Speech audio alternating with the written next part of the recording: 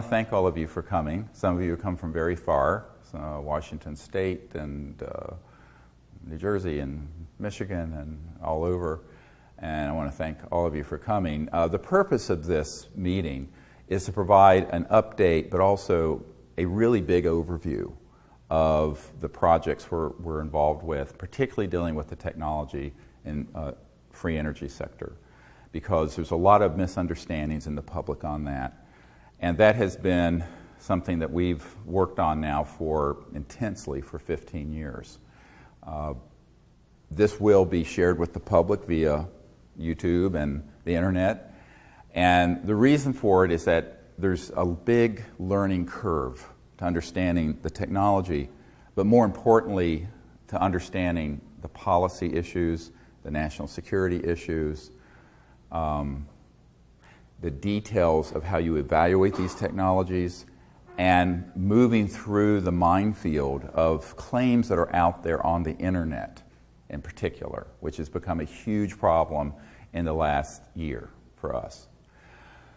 So I want to first give you sort of the big picture. And the big picture is that we haven't needed fossil fuels since about 100 years ago. This building was built in 1913. Certainly by then, Tesla, Faraday, Maxwell, particularly the Maxwell-Quaternion equations that were chopped off and changed, as you may well know, some of you who are engineers, has resulted in us having an energy sector that requires us to burn something or heat something up to create steam to get us electricity or to run our cars.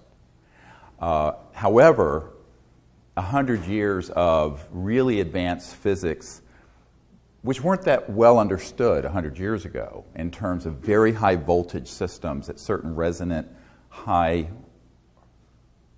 hertz, they call it, cycles per second. We'll get into this later, would result in this excess power. And it was observed by Faraday, and it was observed by Tesla, and it was observed by many others, and said, where is this coming from?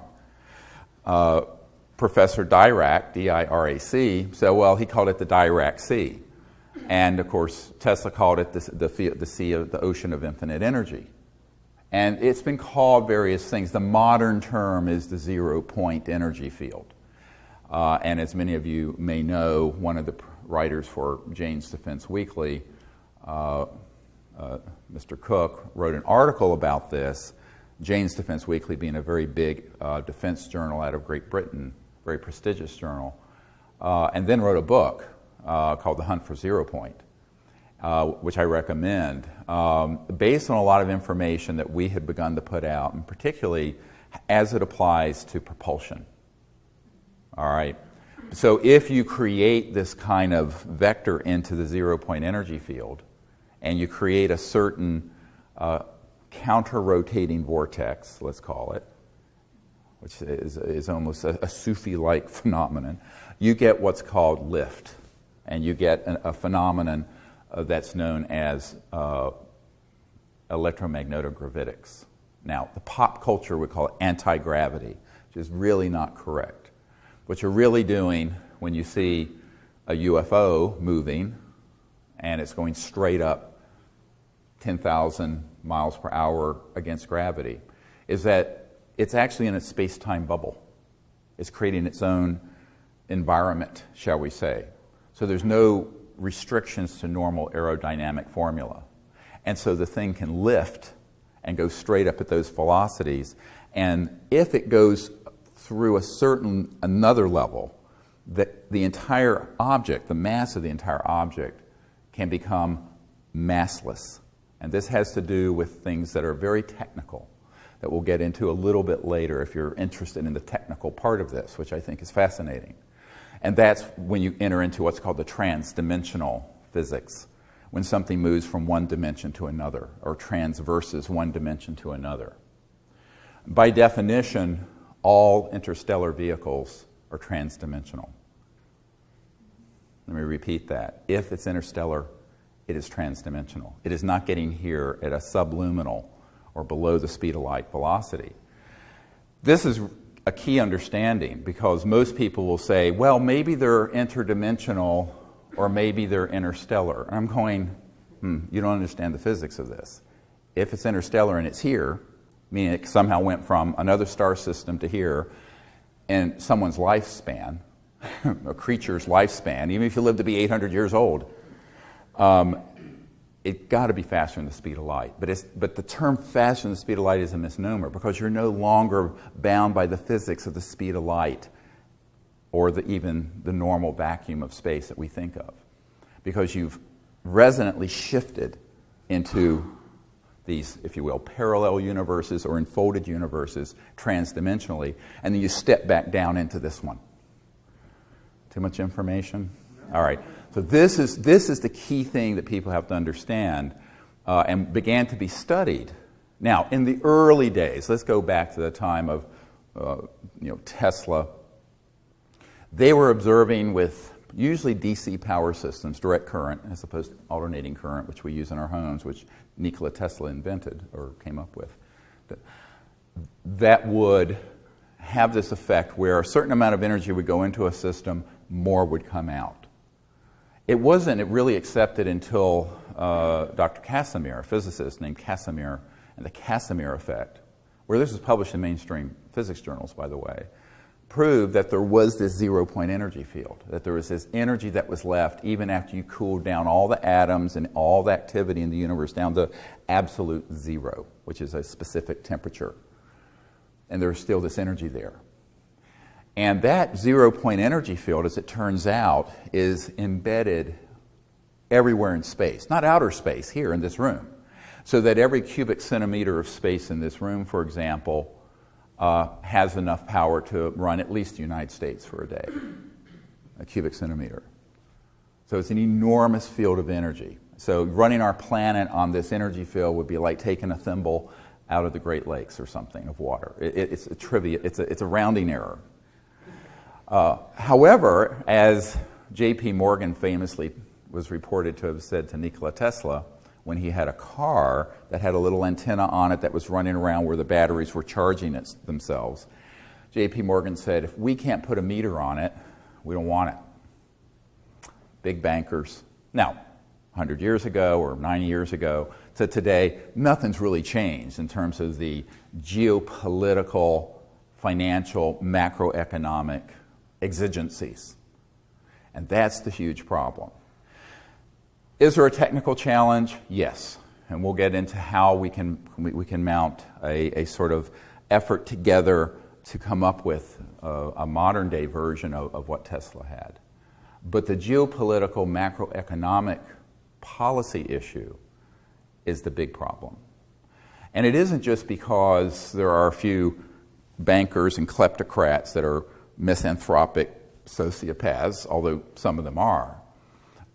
It's because there are a lot of stakeholders who don't want to have to deal with the change. I remember my military advisor once meeting with an admiral who was in charge of CONUS, Continental United States Security, saying, well, this is all wonderful, and I know that those technologies do exist in classified programs. It's too big of a change for me to have to deal with. I just want to see that everything stays in a sort of a homeostasis. We don't rock the boat too much. And I retire from this command and get to go fishing at my place in Montana. No, really. All right. So having had dozens and dozens of meetings personally with people like that in the national security structure in Washington, in the United Kingdom, from France, and elsewhere, there is this consistent refrain of, this is a great thing, but it's too big of a change. It's too big of a challenge. And therefore, if it's that big of a challenge, it's better just to kick the can down the road and let someone else deal with it later. So there's been 100 years of kicking the can down the road. Meanwhile, to give you a very big picture of how much trouble we have at this point, we have a geopolitical order where our vital national security interests, which is a mantra here in Washington, is an actual phrase for oil, protecting the oil interest. The madness going on in the Ukraine and Crimea right now is 100% or largely influenced by natural gas and oil politics. Certainly the Middle East, anyone knows that is. People will say, well, there's Israel there. I say, yes, but they have a couple hundred thermonuclear weapons and can take care of them. I know for a fact they do. So the big problem becomes if you have, let's say in 1927 or so, 1927, there were 2 billion people in the world. Now there's 7. So of those 2 billion people, there were very few people living with cars and electricity in their homes and et cetera and so on. Now you have 7 billion people and billions more people living on that system, which has become entrenched, bureaucratically built into our funding mechanisms from the state, local, federal level of support, and also where there are a lot of very powerful stakeholders. And so from a rational point of view, you'd say, well, these technologies would get us off of oil, gas, nuclear power, no more Fukushimas. But from the point of view of people who are looking at the national security equation from a macroeconomic stability point of view, this is their worst nightmare. Up the road here, between here and the White House, if you walk straight up the road here, you'll end up at the White House. It's at 1600 Pennsylvania Avenue, and we're on 16th Street. I was at the University Club with a man who was sort of the consigliere for President Bush Jr., W., a few years ago. And we were having dinner, and this is a place, you'd have Rumsfeld there and other people there, in this place having dinner or lunch. It's a private club. I don't belong to it, but I was invited. Actually, I had to put on a jacket. I was shocked and appalled. Anyway, so I did. And, he said, look, you have to understand that everyone who gets into that house, pointing to the White House, governs as a conservative. From the point of view of the classic definition, don't change anything. Conserve. Don't change. Keep things as they are. Tradition. Because when you're dealing with a change this large, this is what the people call a disruptive technology, but writ large. And disruptive technology writ large in this, how I'm speaking of it, is something that would have a multi-hundred trillion dollar impact. Not billion, trillion. So let me repeat that, multi-hundred trillion dollar impact. Because once this is disclosed, and this backs into why, quote, UFOs are secret and forbidden to talk about in polite circles, is that a UFO is really just a misnomer for an alternative energy and propulsion device. All right? They are not moving using Exxon Jet A fuel. All right? They're not using a nuclear reactor on those little things. They're using this whole new area of physics, which is elegant, beautiful, life-sustaining for the planet.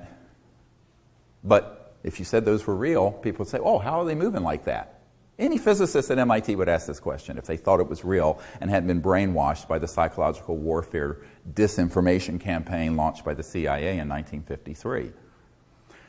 So that's the problem, is that if you begin to talk about the phenomena of new energy, free energy, anti-gravity, UFOs, you're stepping into